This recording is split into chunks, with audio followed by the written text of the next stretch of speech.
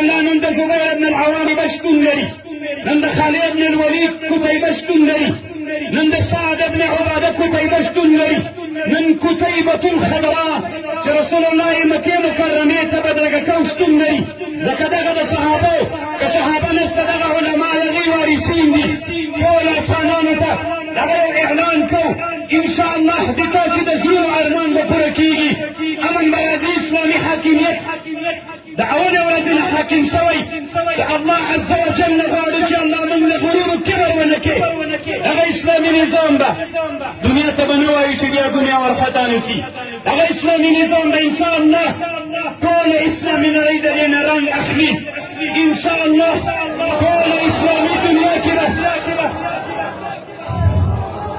اوس ما ته ټلیفون کې یو چا د لندن نه یو پیغام پرېښی وی حماسي صاحب موږ مطبوعات تعقیبوو، اوس چې کوم رقم ته روان یې والله العظیم په دغه نرم دریځ باندې صحیح د میدان مو په زور وګټه، خو کله چې د واکمن سوی ډېر ښه نرم دریځ مو حاکم کړی. عفو عمومي بعد رسول الله صلى الله عليه وسلم په مکې مکرمې کې فزر مشرکانو د مکې چې لوی لوی جابران ول هغوی ته عفو وکړله، هېچا ورته پیغور ورنه کړو. موږ هم له خپلو افرادو نه غواړو چا ته پیغور مه ورکوئ، نه یې عالم ته ورکوئ نه یې بل ته. دماغ تا د ده سره ستړي نه شي کول. دا یو اتي پوهېږو ورسره چې میدان مو ګټلی که مو نه ده ګټلی. فنا چې ستړي نه شي ورسره وکړو دوی پوهېږي، هېڅ پیغور چاته ورنه کوي.